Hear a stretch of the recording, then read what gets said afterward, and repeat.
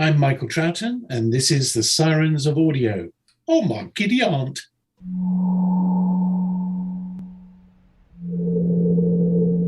There are some corners of podcasting that have bred the most terrible things. Things which act against everything I'm trying to edit. Things like Philip's dog constantly barking and his family having loud parties just outside the door. These things must be cut.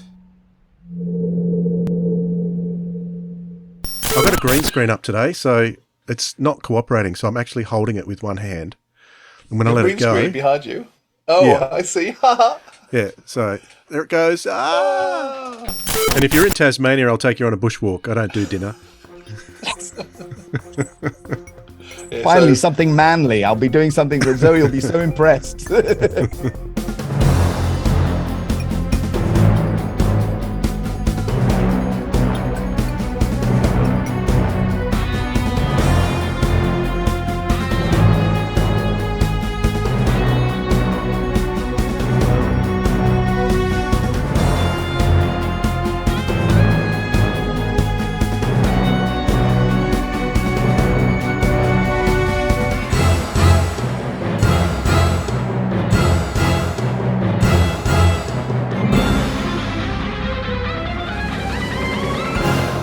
G'day audiophiles, this is the Sirens of Audio, the show that explores the universe of Doctor Who in the audio medium. I'm Dwayne.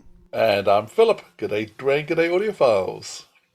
G'day Philip, how you going today? I am doing well, thank you. I've got off the family round and having loud arguments and conversations and debates. It's been great. That's what family's all about, isn't it? It is. Family is wonderful. All right, we've got an excellent show coming up. We're going to be speaking with one of the regular cast members, or guest cast members that Big Finish has along, Glen McCready. He's been in many, many things over, well, he seems to have been around in Big Finish longer than I think, because he's only been around since about 2015 or 16, hasn't he? Yeah, 2016, Doom Coalition 3 was the first time he appeared. It does feel like he's in everything, but at the moment, I think during lockdown he must have had a really good sound system, and they just put him in everything. Yeah, absolutely. But he does do very good accents too, so... he's very variable with his voice. All right. Yeah, he really is. So that's coming up shortly, but do you know what, Philip, before we get started? What do you want to do first, Dwayne? I would like to jump down the rabbit hole. Let's go.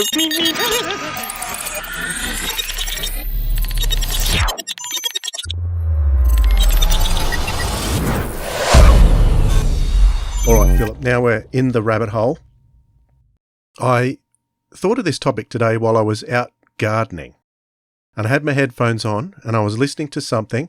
It was actually the latest War Doctor Begins series, and it got me thinking. The stories are always really good when I get into them, but for some reason I always put them to the side, and I don't get to them as quickly as I think I should. By the time I hear the story, I think, wow, that was a great story. I should get to it a little sooner. But I believe it's because of one very important thing, and I don't know whether this affects you, and I don't think it does affect you, so I don't know why I'm even asking you the question, but I'm going to put it to you anyway. It's because I dislike the War Doctor theme. I don't like it. It sort of turns me off. It does something to my brain, and I really dislike it. And it's one of those things I know is coming right at the start, and it just doesn't... The music to me is so important. It really connects me with the rest of the story. And I'm pretty sure you don't feel as I do, but is there any kind of music that does that to you, or anything that you know is coming in on a story that maybe puts you off?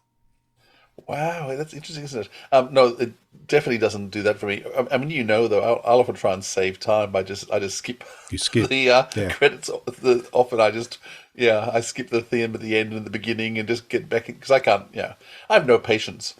And the whole What do you need titles for? You don't need And I do actually appreciate them once or twice. And listening to the War Master recently, I actually always listen to that. I love that War Master theme. Oh, that theme is sensational. Yeah, I've got no issues with that theme at all. Yeah, I don't jump that one. And one of them's different. I think it's the final episode has a different.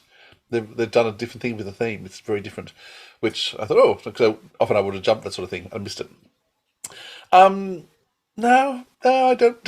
I don't think there's anything like that particularly. Well, I'll tell you another set of stories that does the same thing. Yeah, go on, tell me your quirks. This is great. Because unburden yourself. I think that the original Eighth Doctor theme done by David Arnold is the quintessential Eighth Doctor. And when that was changed for the second series, it wasn't the first series, the second series of Lucy Miller, that turned me off. And I really, really disliked the theme for those stories. Do you recall the massive change in direction? I do. I mean, I really remember loving the David Arnold theme and thinking it just captured the era perfectly. And so I certainly wasn't. Yeah, it's not enough to turn me off, though. I mean, I did think it wasn't as good. But I mean, I think music is often a taste thing. And I know there's particular composers that I sort of just hear now and just go, I know it's going to be good because I can see who the composer is. Or I tend to pick the composer along the way. But once again, capturing the era. Actually, I've been listening to The Ark today, and the music in there is just so evocative of the Ark in space. I should look to see. I'm assuming it's Briggsy's done it, Nick Briggs. I haven't looked to see, but I'm loving the music in The Ark. But it's not pleasant to listen. So that sounds awful. It's not the sort of music you want to put on and listen to. I mean, I would happily put on a Murray Gold CD and just listen to the music. And there's other classic series composers I do that with. This stuff I wouldn't want to sit down and listen to, but it is so perfect for the story. And so when you capture the right music for the story, I think it works really well. Only occasionally I think they've really missed it, and this has actually not happened for a while. But yeah, no, I don't know why. I do put off listening to some stories. I don't know why either. But it's just sort of, it's not the high on the priority. I certainly have a certain list that I go through. I mean, Tom Baker's always get played immediately. I guess that's showing my thing. At the moment, Chris Eccleston's get played immediately. Blake Seven will jump everything. But I mean, the War Doctor I put off for a while, but it was just because it wasn't quite. The Third Doctor I put off for a while as well. But when I get to it, I really enjoy it. But Second Doctor, I've got to listen to straight away. So I guess we all have our little foibles, don't we? I guess we do. But I just thought it was interesting that it is the music, I think, that puts me off. I dislike it so much. I can't even tell you what the theme is. And I can't listen to Doctor Who without the Doctor Who theme. I think that is vital to the story, is to hear the theme. So I don't know how you can just go and skip it. It baffles me. It gives me a bit of a short circuit. I couldn't even tell you what the War Master theme is. I can't hear it in my head at all. So I need to, at some point when we stop recording, I'm going to quickly stick it on my CD, my phone, and just have a listen and think. It's a really aggressive, like hammer on anvil type, you know. I love that. Da. Oh, so it's what they use for all. No, I love it, and the Time War they use it for too, don't they? I think they do use it for the Eighth Doctor. I love it. Yeah, well. it's you're right. They're using hammers and as percussion and pipes and it's fantastic. Yeah, I love it. I just don't like it. It.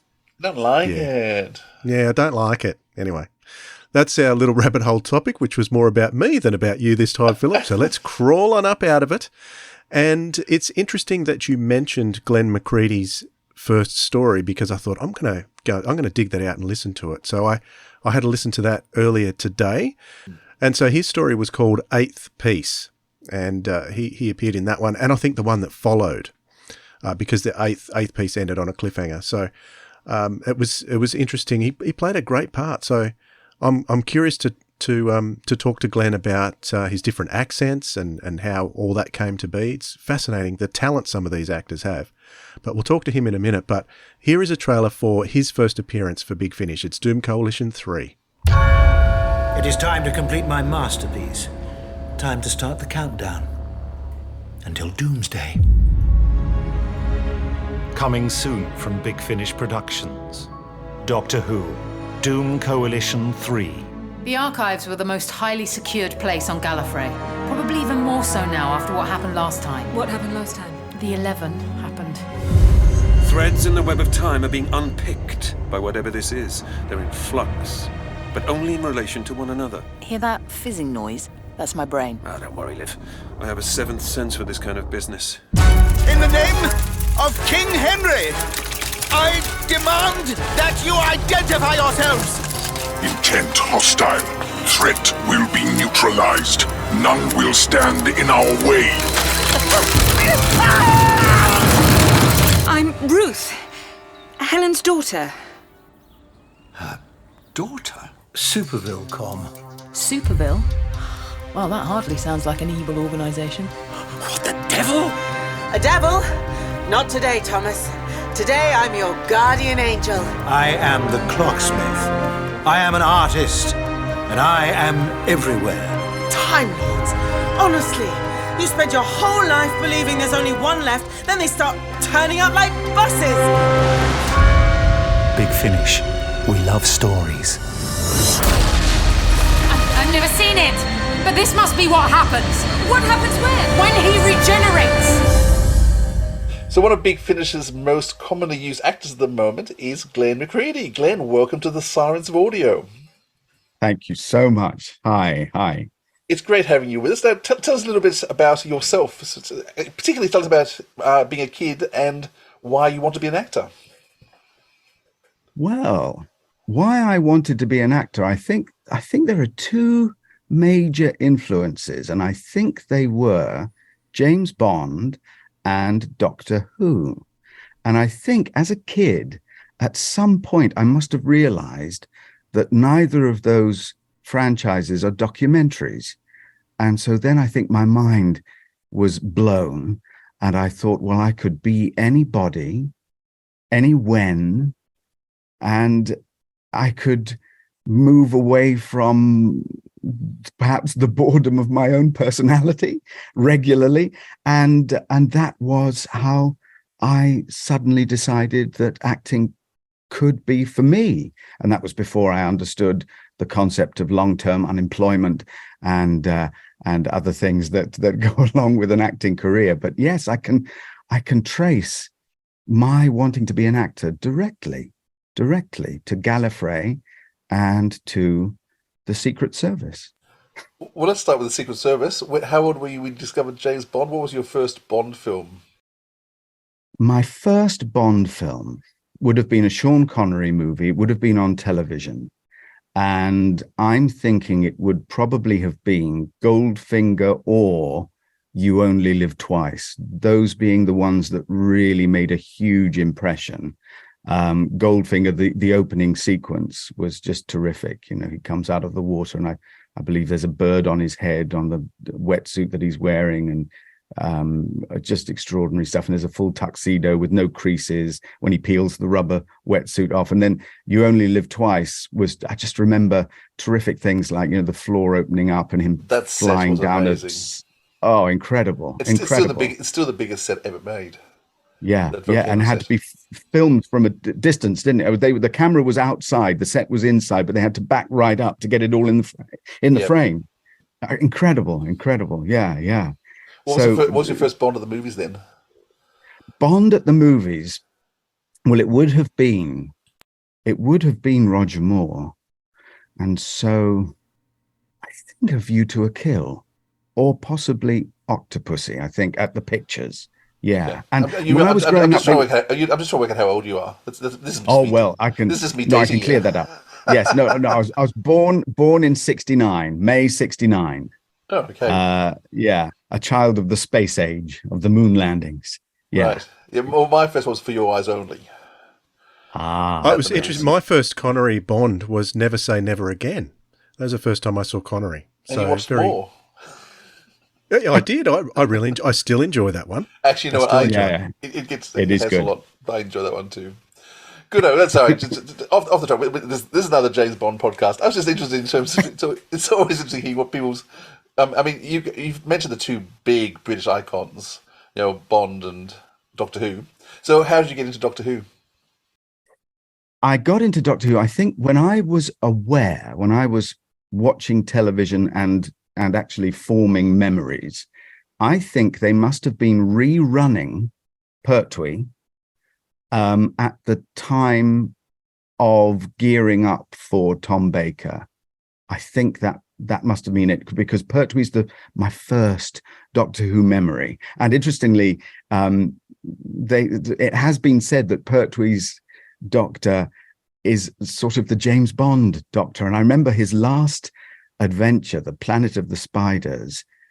There was a speedboat chase, there was a car chase. It was like he was ticking off this wish list. It felt like, and also, yes, and he isn't he the only Doctor ever to have dragged up? I'm not sure about anyone else. If there was any Doctor, it would have been Matt Smith, wouldn't it? Yeah, I mean, he also appeared naked first, I think, in that shower scene, and showed off his tattoo, which was a bit of a shock. He only showed that, I think, at Ambassador of Death, and then made sure he never showed it again. Yes, yeah. So it's his Navy days. Yeah. So everyone in the Navy had tattoos then. So, how big was your fandom of Doctor Who? Was it casual observer, or how much were you into it? I think as a kid, I think it was very strong, but I had annuals. I remember I had the toy TARDIS that you spun the lamp and you could press red or green and it would stop, and the Doctor would either be there or he would have vanished. And I do remember as well, I had the action figure. And is this legend correct that they put the head of one of the Avengers, one of the new Avengers, Gareth, I can't remember his surname, and instead of a likeness of Tom Baker, thinking that no one would notice? Does that ring any bells with you? Who's Gareth Hunt? Gareth Hunt. It wouldn't surprise me. I mean, they do look very similar. Yeah, and they just thought they'd get away with that. Would you have it there behind you, Philip? No, I wouldn't have got character options. Don't be rude. I had a Leela doll, but I didn't have the Tom Baker one. Right.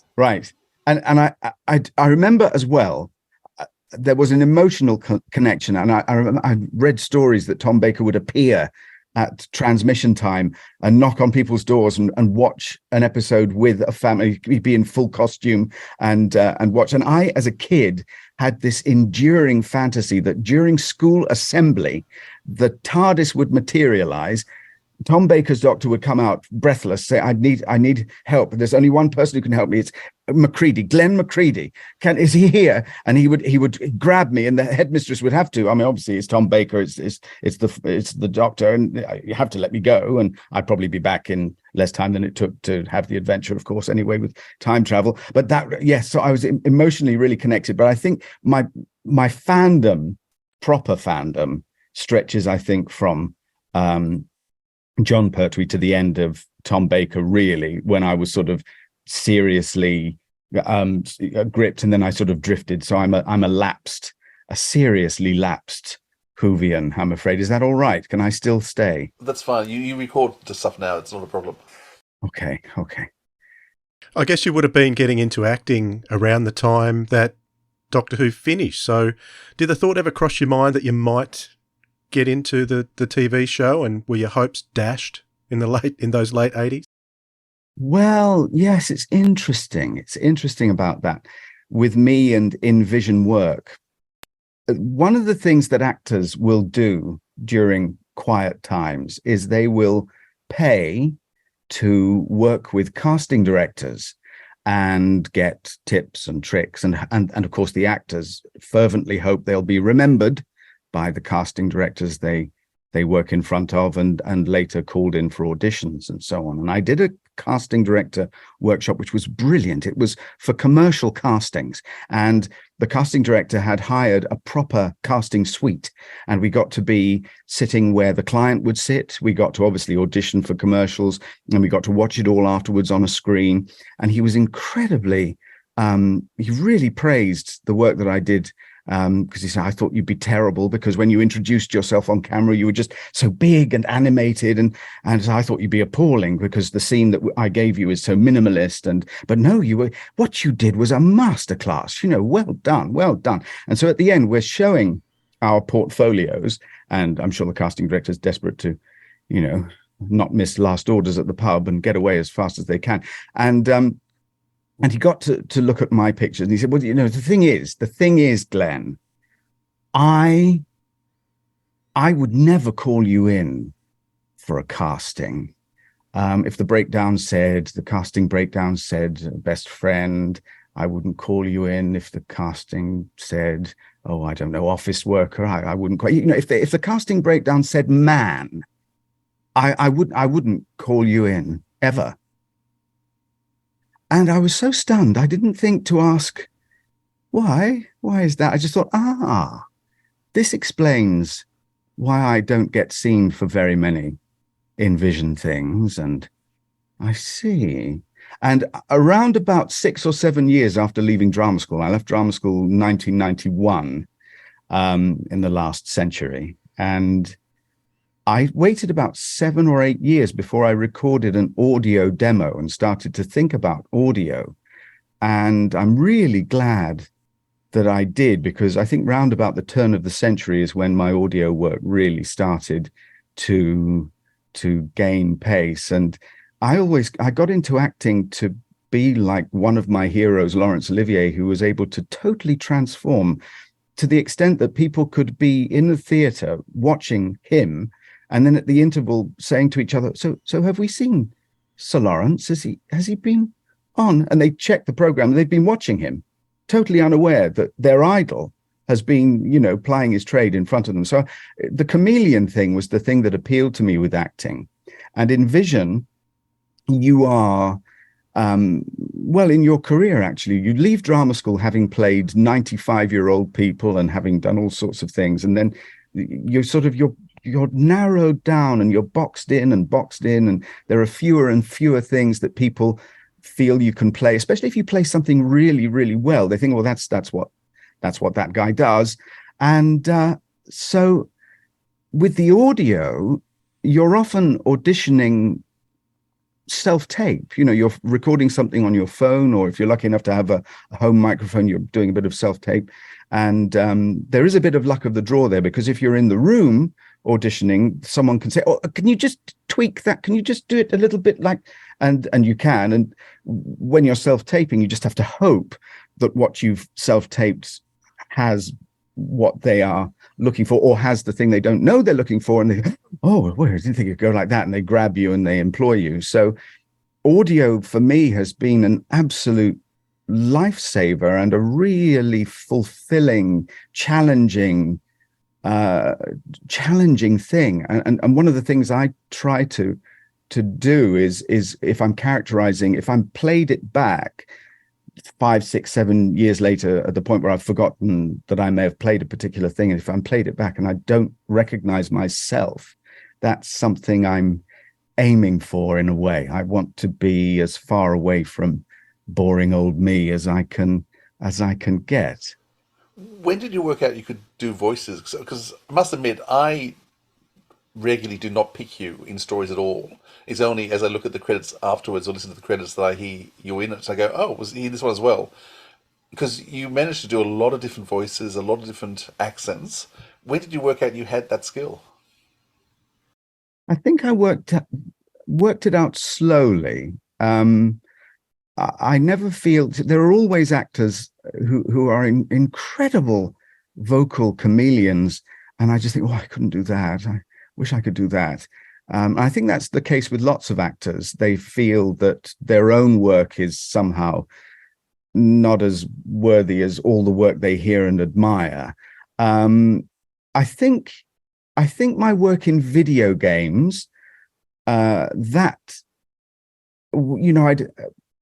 you would do a character, so you're employed for a character, and then if there's a bit of time left, if they've booked you for an hour or 2 hours and they've got 15 or 20 minutes, well, there's 5 or 6 characters, maybe we can, yes, you could just do those. And so that stretched me. And I suppose audiobooks really pushed me to find other voices. And audiobooks, it's a strange thing, rather like gamers.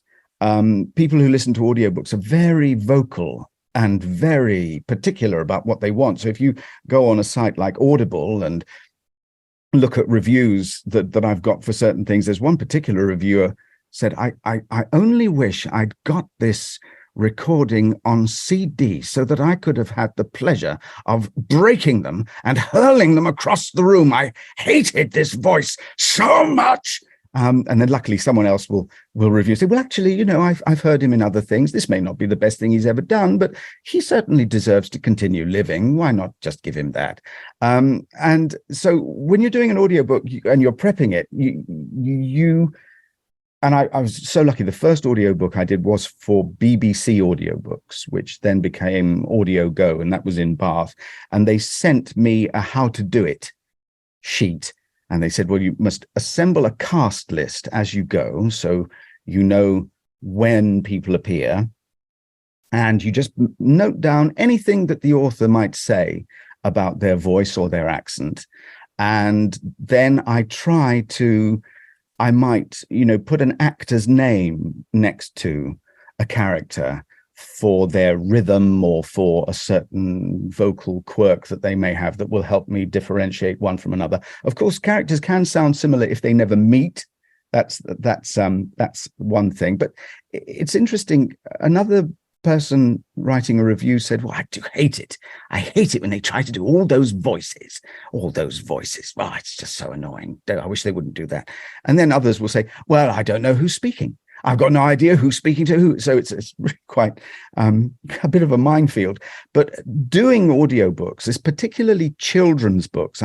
Of all books that I do, children's audiobooks are among the very best because children really will not put up with padding. They won't put up with anything that's not germane to the adventure at hand. So they have to be so much more, I wouldn't say better written, I would say more excitingly, more grippingly written. And of course, a lot of the characters are incredibly extreme. They might be cartoon characters or, you know, aliens, monsters and all that sort of thing. And I can, you know, draw on actors I admire and get to try on their voices in an audiobook character cast list. And so I suppose audiobooks, the animation work that I've done, the video game work that I've done. And so by the time I got my first Big Finish adventure, I think, which was the box set Doom Coalition 3, I was sort of ready. And I met Nick Briggs at BBC Audiobooks in Bath. We were both recording a book, so there would be 3 or 4 booths there, and then a lovely green room where we'd all come together and have a smashing lunch and gossip, and you never knew who you were going to meet. And so I realized Nick was Nick, and I'd known about Big Finish. And I said, oh, I don't suppose I could audition for you or at some point in the future. Yes, of course. You write to me here, and I'll sort that out. And I think from that meeting, where he was very kind and polite, to that first job, I think it was something like 12 years between the meeting and the first job. This wasn't quick then. It wasn't quick. But my goodness, it was welcome. It really was welcome. And so that first adventure, that was directed by Ken Bentley. And I knew it had gone okay because he wanted me to come back the next day and be killed a lot, to be various soldiers. And sadly, and unusually, I had 2 jobs in a row. I had 2 days of employment side by side, and I couldn't. And I was really gutted that I couldn't come back straight away. But I thought, oh, yes, if they want to re-employ me, then hopefully my first job was okay. And I'm so glad to hear you say that you can't spot me, because of course I'm very aware that I may have been on, shall we say, heavy rotation, and I feel quite self-conscious about that. And I would hate people listening to go, oh God, him. Oh, it's him. Fast forward. But luckily, no. And hopefully, if you're not even knowing that it's me, then hopefully, I even if I get on your nerves, you don't know it's me. So it's win-win. Can I just say that today I was listening to that story. I decided to listen to that in preparation for our chat now. And you were playing a much older character, the Abbot, in that story. Yes. So you're playing an older character. And yesterday, I was listening to the latest Space 1999, where you're playing a younger Australian guy. So, and yes. there is just there is no comparison between the voices. I can assure you of that. So don't ever feel worried about that, because you're doing a great job.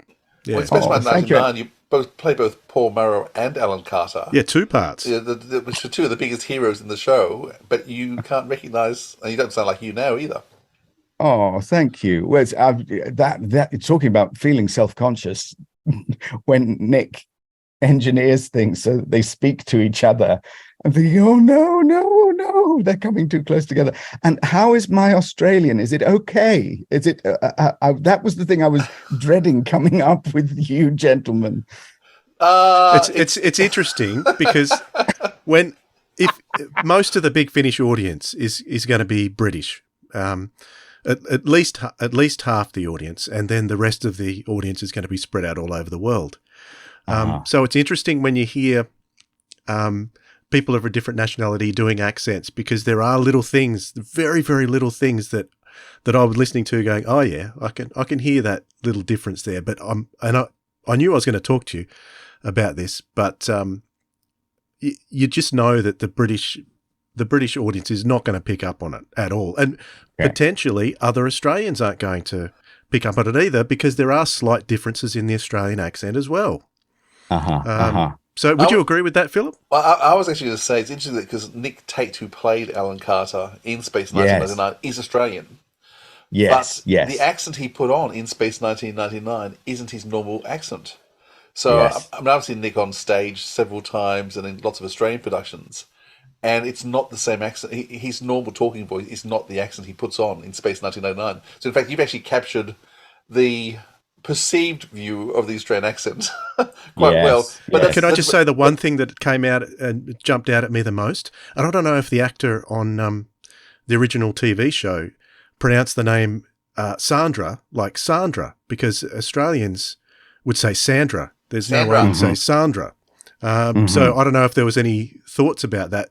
Do you recall that, Philip? But he did say Sandra on the show. He did. Yeah, well, there you go. So it's authentic, authentic to the show. Was he trying not to do an Australian accent, or because it's interesting because I did listen to him and I thought, what he's doing is it's very, very subtle. And I wonder if he was sort of concerned, thinking because of course I think it achieved a pretty global audience, that show. I read an interview that he did. This is Nick Tate. So I actually know Nick Tate quite well because of lots of stuff he's done. He lives in Sydney. Because he is Australian, has quite a strong Australian accent when he wants to have. But his decision in Space 1999, because the character was Australian in Space 1999, but his view was it was being set 20, 30 years in the future, and so therefore the accents would be more global. So he was deliberately pulling back the strong Ocker accent, but trying to emphasise certain words to be Australian. So it ends up being quite an unusual mixture. But he was trying to think, well, in 30 years' time, how will Australians sound? And he was trying to do that. Don't know whether he succeeded Australian or not. accent. He was a fan. He is a fan favorite, isn't he? And do say hello from me and send apologies if you feel that's necessary. But of course, I had to play it up a bit because of Paul Morrow, and I had to play up. And there was a decision that Paul Morrow should be a sort of a bluff Yorkshireman, no nonsense. And but they're both strong male hero characters. But yeah, as I said, I really hadn't realised it was the one actor playing them to both. I think it was nicely done. When you play against each other, you have scenes together. Do you actually do it all in one take, or do you do one voice first and then the other one? How do you do it? I try to do it all in one take because it will, in terms of time, because recordings go at a terrific lick. Which is great because it means that you are really instinctive. So I try to get it all together because they're fairly clear in my mind. But occasionally, I remember the first lockdown drama that Big Finish did, which was Shadow of the Sun. and they didn't know if they were going to be able to do it. And this is where Big Finish really is so special, because their ambition, their, you know, what they're pushing for all the time is just so terrific. So I got the call quite early into the first big lockdown. So this would have been in early 2020. Can you come along and do this recording? Sort of, we'll do it via Zoom. So I had Zoom on my phone with in my headphones, and my original mic when I started recording Lockdown Adventures wasn't this one. I upgraded, and it was so funny. It was a bit like when I would join these recordings, especially when we moved from Zoom to Clean Feed. And it turns out that Clean Feed, the person who set that up, is a massive Big Finish fan. So did you know that he's so pleased that we were recording on his wonderful platform? And I have to get a good deal on the subscription. I mean, Clean Feed's amazing because you can get yourself a free account. I don't know what the difference is between free and paid for, but I haven't needed a paid for account yet. So I've linked, you know, with people in Los Angeles and anywhere in Europe, you know, via Clean Feed. But initially it was Zoom, so we could see each other, we could hear each other, but there was a bit of a delay, and they trusted that the audio wizards, people like Benji and Toby, these incredible sound designers, and on Jack, and amazing people, would be able to make everybody sound like they were in the same place. And it was really interesting because the BBC, I don't want to be rude, but they weren't as nimble and fleet of foot as Big Finish. And one of the things they did early on was it was the Archers, and David Archer is Tim Bentinck, who is Simmons, and a very dear friend in Space 1999. So we just all spoke of the with him Archers last week, actually. Fabulous. And the Archers, they just did internal monologues. So a whole episode would be a character's internal monologue, which was, I imagine, very jarring to the audience. I'm sure it was all, you know, brilliant, and the actors did extraordinary work. But it was interesting that Big Finish thought, no, if we can do this, and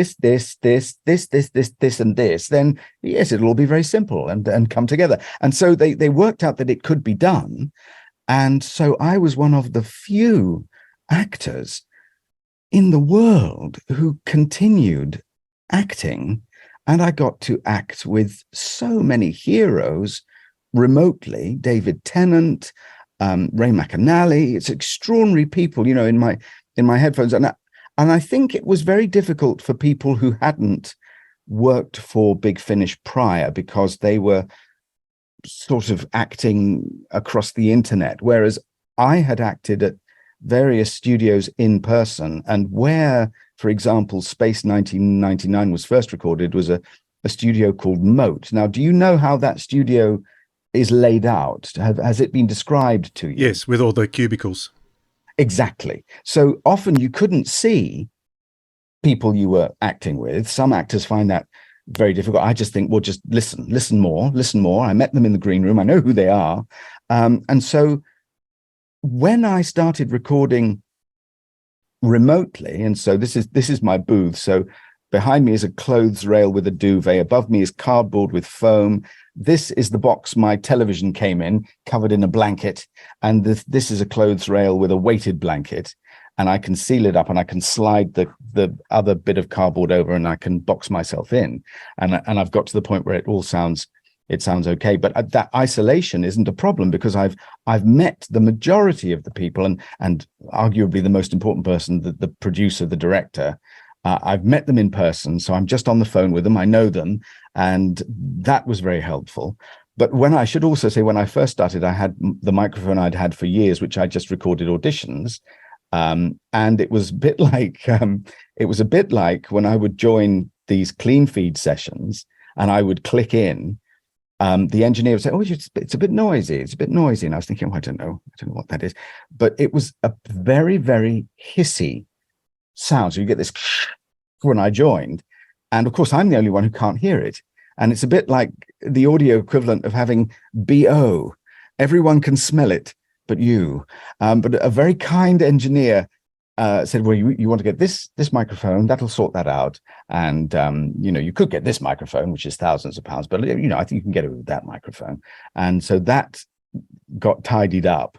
And I never tire of saying how much Big Finish saved my sanity during the whole of COVID, and continues to just send extraordinary acting opportunities my way. There are things, I think one of the nicest things that was said, it was around about the time Scott Hancock was he needed Van Helsing for the Dracula prequel and the Dracula sequel. And he wanted to know if I could do the accent.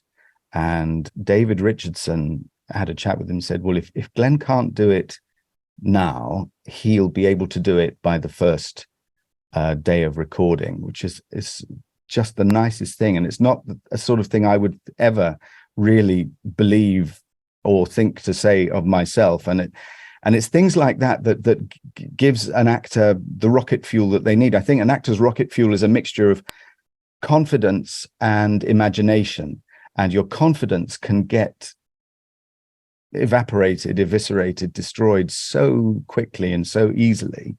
And so if I'm feeling out of my depth, or if I'm feeling, should I audition for that, or should I just not waste their time? It's comments like that from David.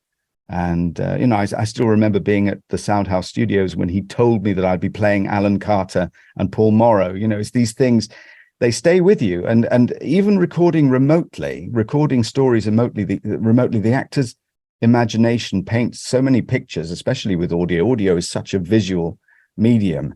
And, at the end of a day's recording, I can see the sets that we were on. I can see the special effects. And of course, I know from hearing past productions what the sound design is capable of doing. And I listened to Dragon's Domain this weekend in the car with my wife, Zoe. And Skull in the Sky was such a mind bender for me that she pointed out in the extras interview that I got a plot point wrong. So I wrote and told Nick about that yesterday, and I'm sure that will tickle him. I got my Alan Carters mixed up with other Alan Carters, and she said, "No, that's not the Alan Carter you were thinking of, Glenn. I can't believe you're that stupid. You were in it, and even I can see. I'm just hearing it in the car." So, so there you go. Do you find it's as an actor, you're just talking in terms of there's few professions where you get rejected as much as probably acting, because you keep putting yourself out for jobs or the jobs. How do you deal as an actor with so much rejection from so many people? It's interesting, rejection. Funnily enough, I think with the profession being as crowded as it is, I wonder when I don't get work, whether I have even been rejected at all. By that I mean so that there'll be a pile of submissions and the casting people will go down about that far, and they will have quite a lot of people to work through, and they will probably have a strong instinct that the people they want will be in that bit. And if I'm here, then I don't even get rejected. And so that helps me deal with it. If I imagine that a particular audition that I've really taken some pains over and I've really become invested in, and if I imagine that that's been heard and they really didn't like it or want it, I suppose that can be quite difficult. And it's interesting, I've been in the industry a long time and it never gets easier. And I think even for people who are household names, they're dealing with their own thing. I think a lot of really established actors have this feeling that sooner or later they will be found out and it will be realized once and for all that they can't do it and that they were never any good. They'll be found out. and so uh, another thing that helped me deal with the whole profession was a friend of mine, an audio producer and an amazing writer. She's Anna Lee, and she did an adaptation of 1984 starring Chris Newcomb Hoy, who you'll know from Unit Adventures. And I heard that and it was absolutely astounding. But she said to me, what you've got to remember, Glenn, when you're upset and depressed and moaning and whining, is that everything in the industry is totally random. The greatest, most soaring success and the most abject failure is utterly random. And if you can get your head around that, then you will feel better. And so, yes, dealing with rejection, I suppose, if it is a real rejection, then I suppose I would hope that at least they would consider, even if what they were hearing or seeing was wrong, hopefully it was a good day when I recorded it and I was doing good work. Bryan Cranston said something brilliant. He said, when you're auditioning, you're not trying to get the job. You are taking an opportunity to ply your trade, to do a small performance, and then that's that. But, I said about not being invested. There was a job. I particularly enjoy narrating video games. I like being the voice of the game. I like setting the scene. I like creating a bit of atmosphere and making the player feel that they're really immersed in this thing that they're playing, this adventure. And I see games as sort of interactive movies, interactive animation, where, the actor is performing with the player. The player is in the drama. And so I'd auditioned for this narrator of a game. And then the word came through that the developers wanted it to be older and more sort of wise sounding. So I recorded the second audition. And then the production company got involved as well, the audio production company that would record it and mix it and all that. They said, well, actually, I want you to sound more like you're a character in it, and don't be such a storyteller. You mustn't be a storyteller. You should be a character in it. And of course, it's written as narration. It's written as a storyteller. So you have to try and sort of tweak it and all that. And so then there was a fourth audition. And then it got to the point where I was told, well, what we've got to do is we've got to get you on the line with the developer. And the developer will say, exactly, and then you can record. So a week went by after I was told that, and nothing. So I sent an email just to the production company to say, well, it was said that I might be auditioning perhaps for the developer. I'd really like to do this because these are other narration jobs that I've done, and I had a ball on those, and I'd love to do this. And then of course the email came back, please don't pester the team. And I thought, oh dear, I've overstepped, and that's what actors dread. Annoying people, pestering people, being a pain. Then word gets round that Glen McCready's a pain in the neck, and all of that stuff. So, I find that very, very difficult to deal with. The industry's changed.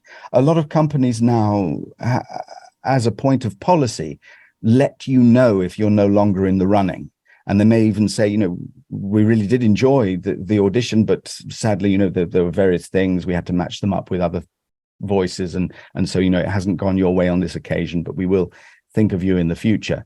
So I suppose the short answer of how I deal with rejection, I suppose really, if I was scrupulously honest, I'd have to say not very well. I'm afraid, but it's a part of the job, sadly. I mean, the difficulty with acting is, my brother will say to me, why'd you do it? Moaning on, whining on. Why'd you do it if it makes you so unhappy? And I said, well, no, the work is wonderful. But when the work stops, as it does for many of us, then that's difficult. And I suppose something I do is I pay money to subscribe to audition sites. They're what they call pay-to-play sites. And so you subscribe for a year for rather a lot of money, and you're able to audition for projects every day.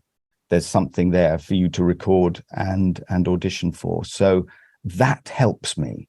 So I'm, again, if you think of Mr. Cranston, I'm doing my job a little bit every day. It's just that there's nothing coming in to stop the bank manager from taking out a contract on my life. Now, you've worked with, I think, all doctors except the seventh Doctor. So, how do you find working with the different doctors? Have you found they work in different ways or relate in different ways? What are some of the things in terms of how you work with them? The thing about all the doctors is that they are there's something about working with someone who is so fully realized in terms of their characterization that is terrific, because they're returning, and I don't realize how many times so many of these doctors have come back to the role, and I suppose each time they must be coming back just a little bit further into the character, and Big Finish is wonderful at finding new dimensions and things that keep these actors nourished, interested, coming back for more. I suppose that's the thing that I've found. And I'm trying to, you say that I've worked with that many, and I'm thinking, I'm not sure that I've worked with Tim Treloar yet. I've met him at an audition, and I think I've worked with John Culshaw as the third Doctor, because I really do want to work with Tim, and I'm very talk about being a pest and pestering. I'll just send emails.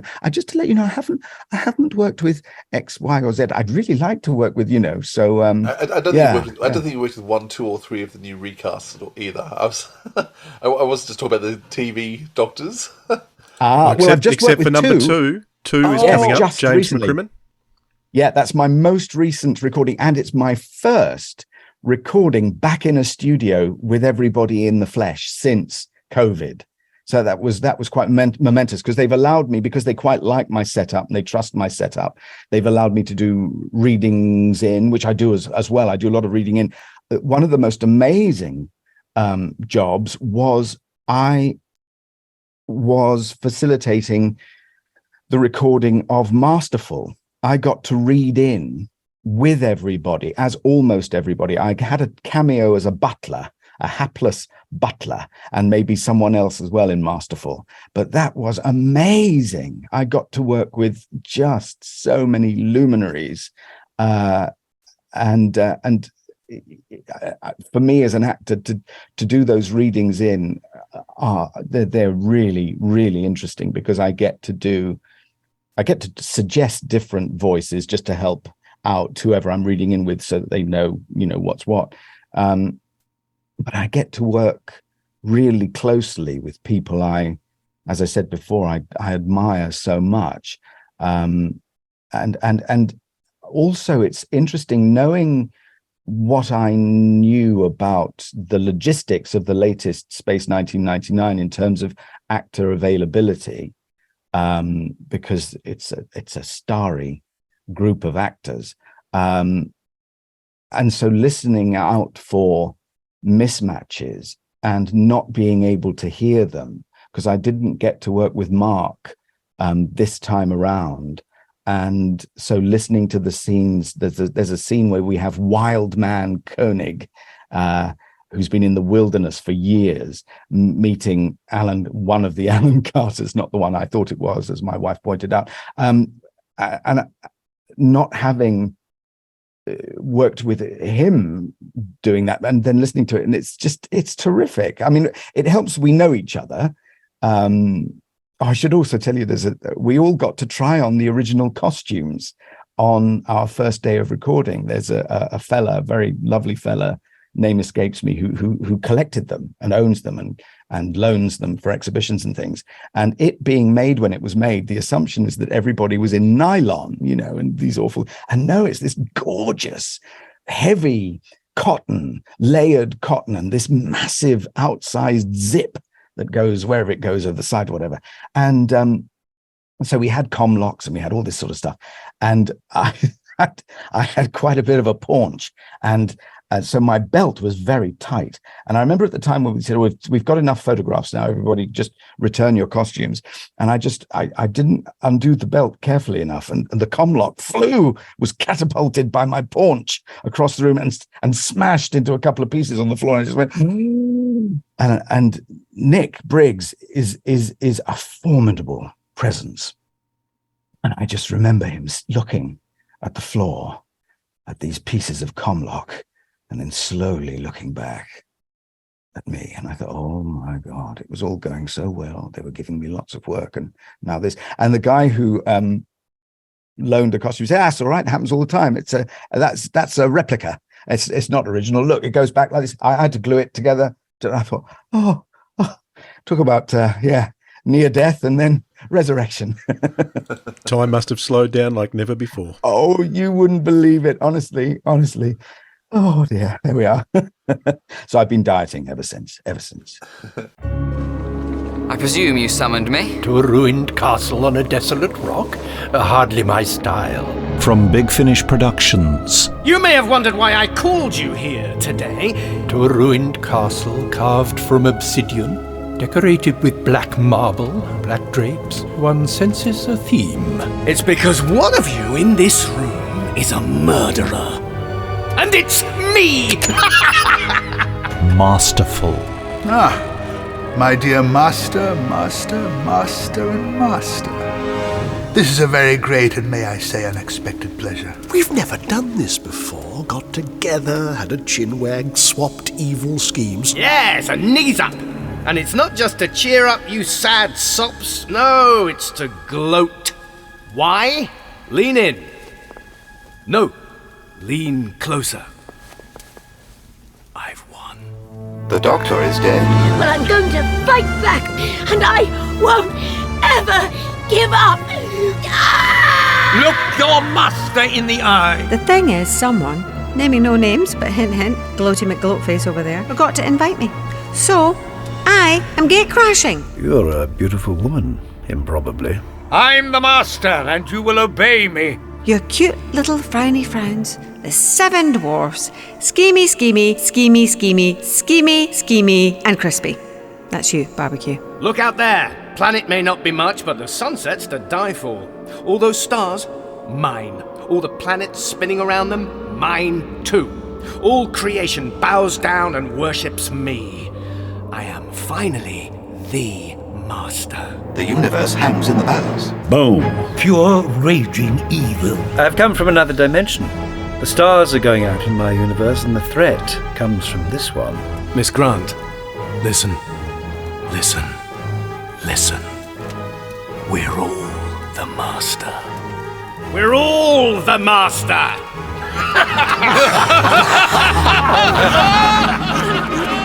Big Finish. We love stories.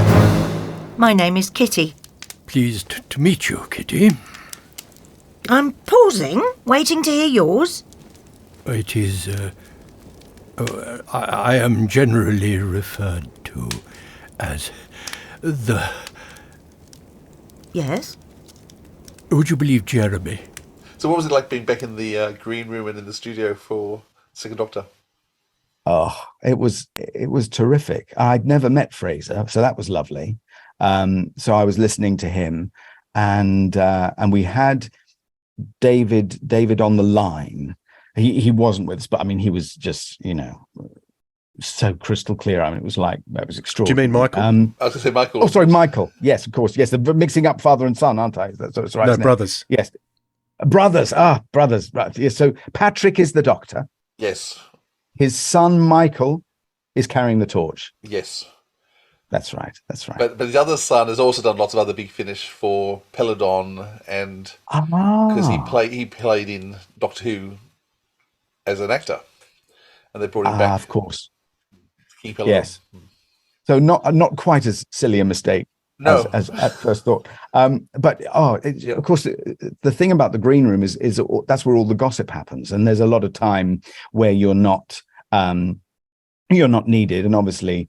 If you're at home remotely, you just press mute, or you say, "Send me a text when you want me to come back," and it's all a bit lonely. But having a green room, or as it is at the Sound House, like a little sort of corridor outside the booths, and we're just yammering away about what we're doing, what we wish we'd done, what we just auditioned for that was appalling and that we'd messed up. And that was amazing. And I didn't quite realize how much I'd missed all that, because I was just so thankful to carry on working during COVID. And so you just think of all the great things and just brush under the carpet the stuff that's not so much fun, and that is a bit sad about working remotely.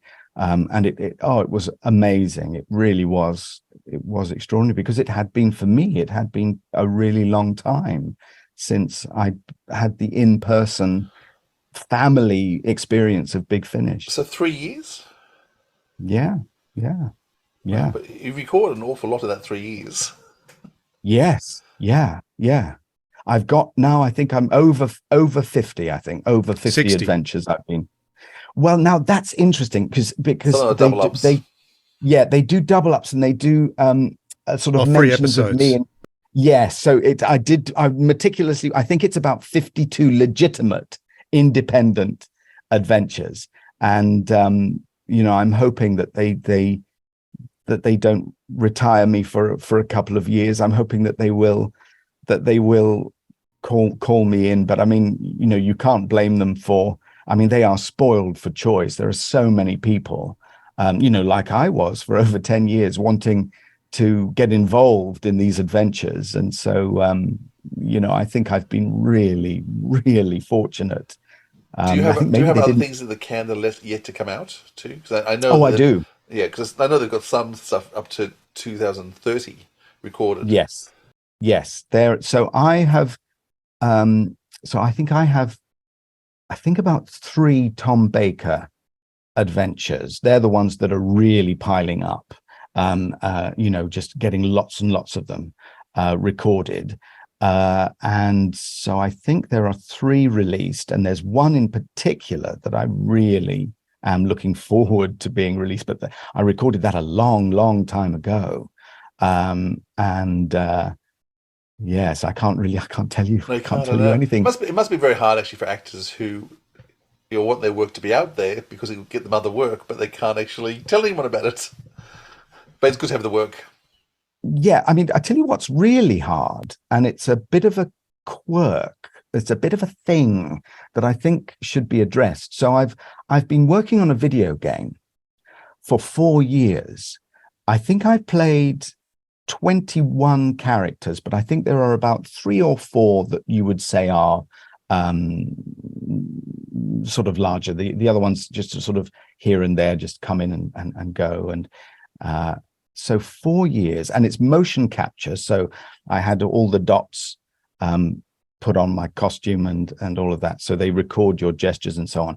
And they allow players to play the game in what they call early access. And so there is my work all over YouTube, but I'm not allowed to say to my mum or anyone, that's me. That's me there. And that's really difficult. That's hard, because people will say, yeah, I've just found this clip. It's appalling. Is that you? Are you responsible for that? And I said, well, no, I can't. I suppose that's the upside of it. I can't possibly. No, so I'm very unlikely. I don't think so. So that's tough. With Big Finish, what I can do there is I can just say to myself, well, that was great fun. That was terrific. And it'll be great fun to hear when it's released. But now I've got to forget. I've got to forget that I did that. And just, so I don't blow anything, because I'd hate to do that. I'd hate to ruin something. And sometimes as well, Big Finish have to be so careful in terms of their cast lists. Say a character's coming back after having died. And so they have to be careful not to give that away on a cast list.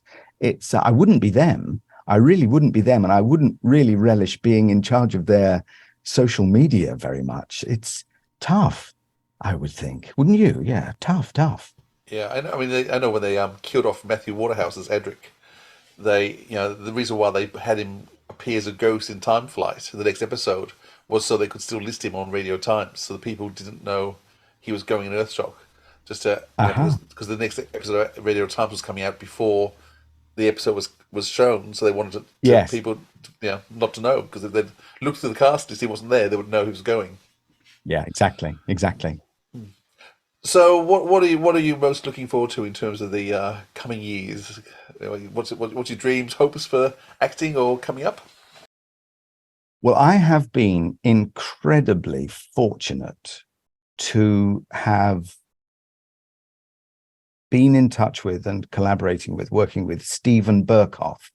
So back in January of 2016, well, in fact, further back, sometime in 2015, a very dear friend of mine, an actor called Jay Benedict, who was very good friends with Steven, said, look, Steven's written this play, Corpse, and it's about Laurence Olivier, John Gielgud, Ralph Richardson, Richard Burton. They're in purgatory, and they're chewing the fat, and then they're joined by Peter O'Toole, and it's brilliant. It's great fun. And I'd like, would you record an audition for Richard Burton? Do you think we'd be able to do that?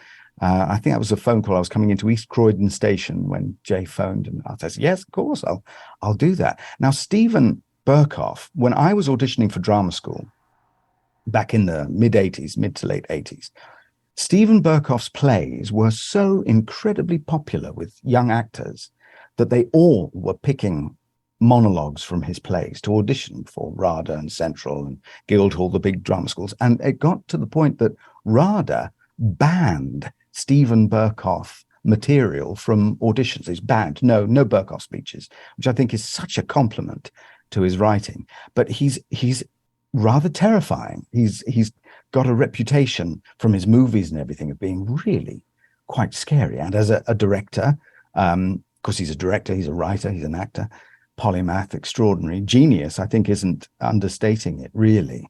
So he's got this fearsome reputation. I always thought in my mind, well, he is brilliant. That man is brilliant. He's done Metamorphosis, but he's also tried to kill Beverly Hills Cop. He's tried to kill James Bond in Octopussy. He's tried to kill Rambo in Rambo 2, So he is brilliant, but I am obviously just not his cup of tea, and I just have to live with that, and that's that. So I had all this baggage when I recorded the audition, but Berkoff liked it. And so we did a rehearsed reading, a world premiere rehearsed reading in January 2016. And after the second performance, his assistant at the time said to me in the bar, this play, it's a play for voices. It's written for audio. It should be an audio drama. So I thought, oh, right, okay. So I started pushing for that to be made, for an audio drama version to be made. So cut to spring of last year, I edited into the audio of that live reading 2 auditions, successful auditions for the parts of Elizabeth Taylor and Vivian Leigh. It's a friend of mine, Sarah Mann, who I was at college with. We played George and Martha, aged 17, in Who's Afraid of Virginia Woolf.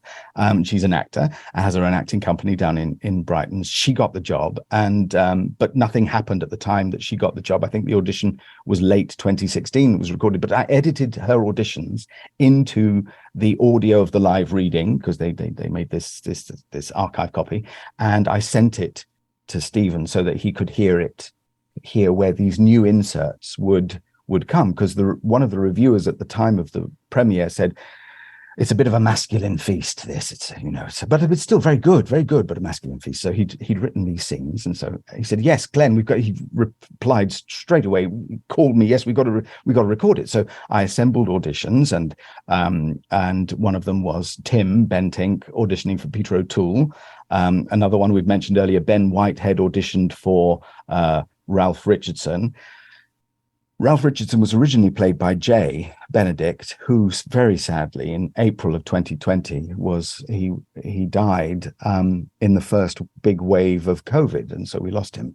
And so last spring, sort of April, May time, we started recording very much in a sort of a Big Finish style, because I wanted Steven to put his Laurence Olivier down first, and then everyone else would sort of act opposite his performance, so he'd be free to direct.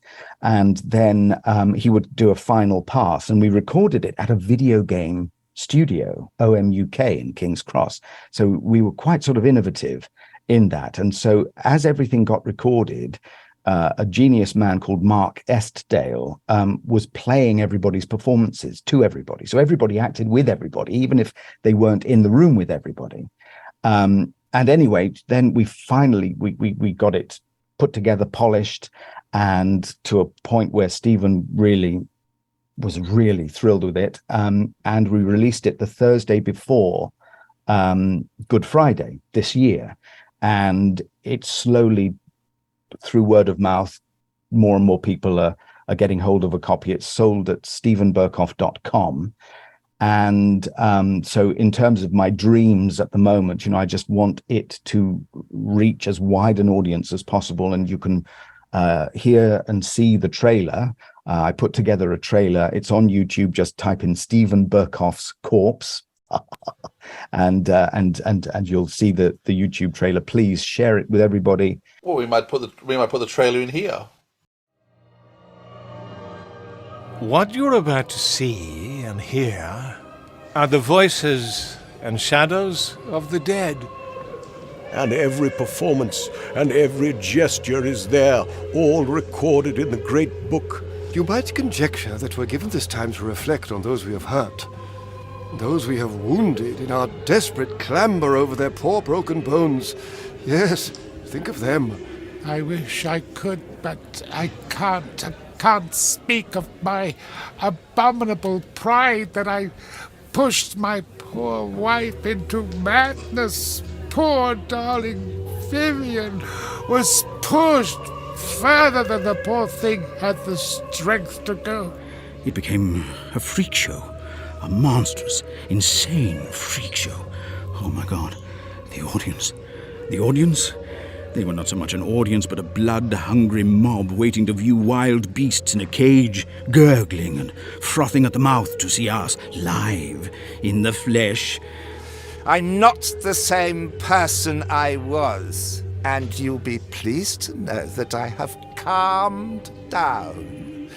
Yes, calmed down, and just like you, wish for a little peace and quiet. A little drink, bit of a natter with my mates until I pop upstairs. Lizzie. Yes, darling. It's me. Isn't it unbelievable that I can visit you? But I only have a little time. Just a few moments for lost souls to connect to their past soul mates. For that's what we were, weren't we, darling? Of course we were. Of course we were bonded together like two prime elements. Oh, darling, please forgive me now. I never meant to, ever. Larry, some things are not forgivable. Deliberate cruelty is not forgivable.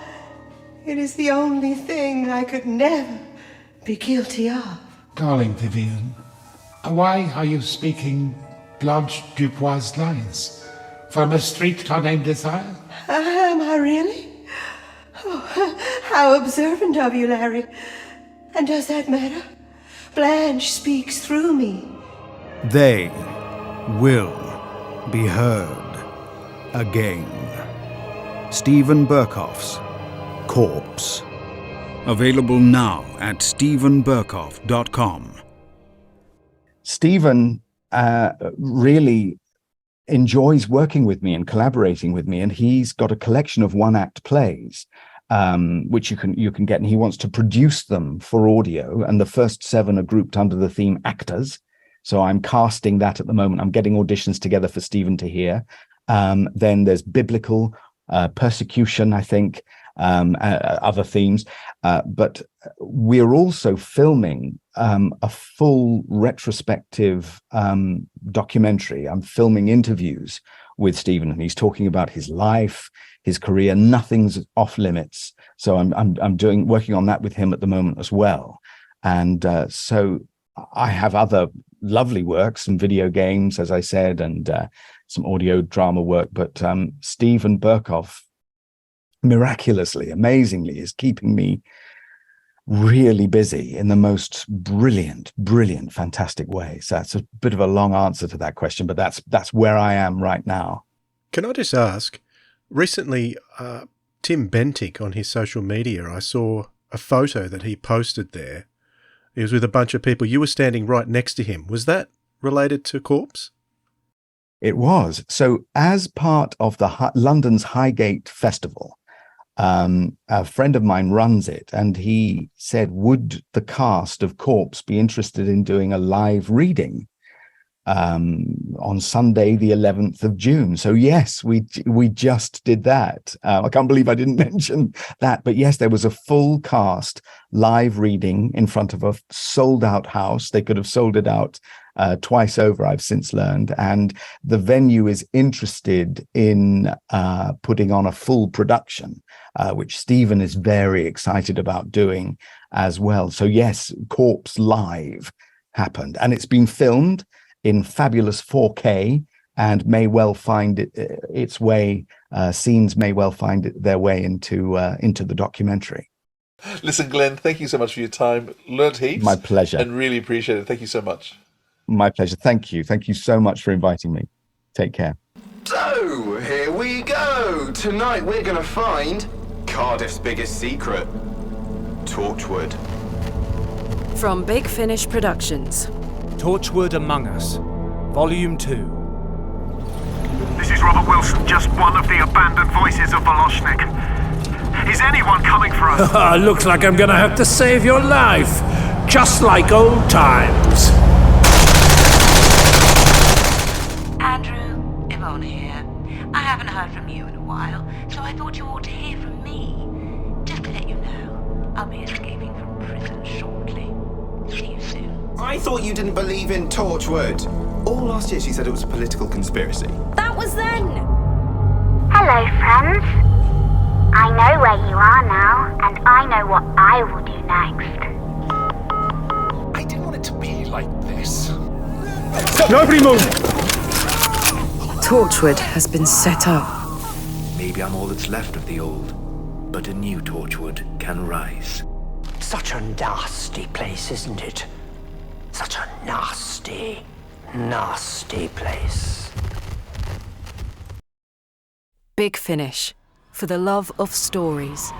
Snipers on a roof. Reminds me of my gap year. Well, that was a lovely chat with Glen McCready, and I'm sure we're going to hear lots more from him, Philip. Yeah, he's a charming fellow, and what other people would have heard is some of the musical stuff that we chatted about. Yeah, he's in one of my favourite musicals. I'm cutting that. Yeah, I know you are. That's what I'm just saying now. No one would have heard all my conversation about one of my favourite musicals, which he played. I heard it, folks. I heard every syllable. Yeah, he just. It was actually interesting what Glenn had to say about his hissing microphone, and he needed to get it replaced to get rid of that hiss. And it's interesting. Your microphone has similar issues, but yours, instead of doing a hiss, it sometimes barks like a dog, and sometimes there's people talking in the background. I can hear it makes these strange noises, Philip. Yeah, trouble with having a large family and too many dogs. Sorry about that, Dwayne. I just keep having to go, don't I? I think so. I think we should move on. So I think you have something to recommend, don't you? Yes, I do. And normally I would, except it's your turn to go first. I don't mind. Don't you? We'll go first then, if you don't mind. I'll never get out of this. Okay. I am going to recommend the second in the Once and Future set. I think many people would know that Big Finish is celebrating the 60th anniversary with a series of goodness knows how many stories. And I think I may have recommended the first one a month or so ago anyway. So I'm going to now mention the second one, Once and Future. This is The Artist at the End of Time with Peter Davison and his real-life daughter and the Doctor's daughter, which I can't think of her name at the top of my head. Georgia Tennant. Of course it is. And Colin Baker playing the curator. We have seen Colin Baker play the creator in the last box set, or the last couple of box sets of Stranded. So originally it was Tom Baker playing it at the start of the Stranded series, and then they moved to Colin Baker. I'm not quite sure why they did that, to be honest. I've never asked that question. I wonder why they moved, but it worked fine. And so they've got Colin Baker as the curator back, playing actually quite an aged character, and he actually puts on his older voice. It was very interesting because Colin Baker, the Sixth Doctor, is in some cameo scenes along with first, second, third 7th. I think of the cameos in this one. And it's interesting when Colin's putting on his young Doctor's voice, how different it was to his old creator's voice. It was markedly different, hearing the two voices on the same CD. It did remind me a bit of the Benny Summerfield story, The Extinction Event, which is a story all about, it's set in a museum, and there's all these very valuable pieces because the planets have been destroyed. And we actually find out that the people who are selling these items have actually gone and destroyed the planets. So there are some things that made me think of that story. It's by James Goss, so it's got a lot of his wit and charm in it. It's got a series of interesting events that happen. It's sort of set at the end of time. It's got the Time Lord, the Doctor, still going through his regenerational confusion of going backwards and forwards. And so there are cameos of other Doctors. But it's actually quite a strong Peter Davison story. He and Georgia Tent are wonderful together as the Doctor's daughter. They have some lovely scenes. It's fun, her calling him Dad. It's really worth listening to. Have you heard it yet? No, I haven't. Okay. So you talk about the beginning in terms of what you listen to first. As soon as these ones are dropping, I'm putting them in my ears straight away. Because I really am curious to see where they develop from. Mm-hmm. I still don't really know what's going, but it's only story 2 out of 8 or 9. And the actual story itself in the middle of it all hung together really well, which worked well. So that's what I'm recommending. I'm enjoying them. I really hope they go somewhere well by the anniversary. What about you, Dwayne? What are you going to recommend? Well, it's very strange and coincidental that you mentioned Benny Summerfield, because I'm going to mention some Bennies that I've been listening to, and I decided to start from the very beginning. Don't ask me where I get all the time to listen to anything else besides what we have to. Are you listening to all the Bennies, Dwayne? What a great thing to do. I've started a while back, and I'm in the middle of the the Time Ring trilogy. So I've just finished listening to Birthright. There's 3 stories in that. So I'd recommend if you are a fan of particularly the 90s books, you can... I can't remember if the 90s books, these were purely standalone Bennies. I think the Doctor was in them and they've removed the Doctor for the Benny stories. Is that right? Some of them had the Doctor, some of them didn't. So that's right. The audios don't have the Doctor, because this is still the time when Big Finish didn't have the license to make Doctor Who yet. So this is their first series. Colin Baker is in Birthright, is that right? Colin Baker is in Birthright doing his Russian accent. Yes, that's right. He's Russian. Walking to Babylon, the first story, written by Kate Orman. Well, the novel was written by Kate Orman, adapted by Jack Rayner. Birthright was written by Nigel Robinson, so another well-known author. He did mention Liz Sladen in Walking to Babylon. Of course, Liz Sladen. And then Just War is the final one in that trilogy. Was it Lance Parkin that wrote that one? Can't remember. I was going to say Evelyn Smythe, but no, it's Maggie Stables. Maggie Stables. Is she in that one? She's the one who owns the hotel that Benny's staying at. That's Maggie Stables. Yeah. She's just a wonderful again in that. And it's interesting to go back and hear how different the production standards are, because we've always loved Big Finish. We always think they're fantastic. But there is it is over 20 years ago now. It's almost 25 years ago now. Almost 25 years. That this was done. So I think they would have been recording in 98, maybe 97.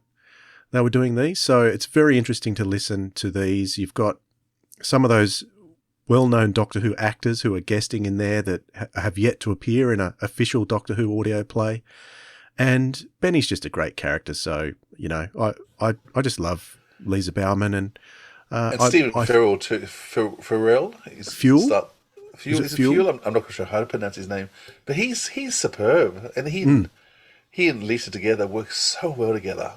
Yeah, they play that relationship really nicely, and I'm looking forward to it. It's not going to be a fast listen through the Benny releases. I'll listen to one whenever I can get the chance to, but once I get through season 1, it'll be a little bit easier because the stories are single parts instead of the long double CDs. I'm still in the double CDs at the moment, but once we get to the singles, I might be able to find an hour here or there to race through them a bit more quickly. But that's what I would recommend. If you and then they're not very expensive, so you go back and listen to all these early Bennies. You're in for a treat. Yeah, you really are. I've actually bought the audio books because I have an intent. My dream is to listen to them all again to an order, but also listen to because the books were sort of in between, weren't they? That's right. They wrote books between the stories, which it doesn't make a lot of sense. And I own the books. I don't know a set of books, but I thought, I know Lisa's really recorded them now too. I want to have a whole listen and put in the books. Has she done them all? Are they all finished? I think she's done the first 6 or 7, and then the last ones to come out, she also did them at the time. So I'm curious to know actually that if they're all out. I think she did 5. I can't remember how many paperbacks there were. I need to look at that. But anyhow, yeah. Oh, sorry. I love talking about Benny. And I have bought those as well, the audiobook version. So yeah, I might have to get a chronology somewhere and work out where to slot them in. Yeah, I have one on my phone. I did. Yeah. I did download one from the oh, web. Did you? Someone put it all in order on the web, and I put a copy on my phone with the intention. So if you find it, send me a copy, and I'll get serious about it. Yeah, God, it's worth it. Maybe we can do it together, and maybe just go through the whole Benny series over however long the Sirens of Audio goes for. Could be a while. Yeah. Well, if you're still getting through season 1, because there's still another one after that, which has unit actor in it, Mike Yates. Oh, Richard Franklin. Richard Franklin. He plays the big bad. That's Dragon's Wrath, isn't it? Dragon's Wrath. The last one he's playing the big bad in that one. Yep. Yeah. Well, maybe I should have a listen to the whole first series again, and we can do a review of season 1 of Benny. Sounds good. Sounds good. All right. It's been a pleasure to have your company, Philip. You know that. I know, and yeah, you know me and my passion. I've got passion about a few things today, even though you're going to cut all my musical stuff out, but that's okay. No, sorry. You can have it in your private collection. Indeed. All right. And thanks very much to Glen McCready. All right. We will catch you all next time. Bye, everyone. This has been the Sirens of Audio episode 162. Please don't pester the team, with our guest Glen McCready and your hosts Philip Edney and Dwayne Bunny. Original theme music composed by Joe Kramer. Our website is sirensofaudio.com. Comment below to let us know what you thought of the episode, or contact us via email at sirensofaudio@gmail.com or any one of our socials. The handle is @AudioSirens. Thanks for listening, audiophiles. We'll hear you next time.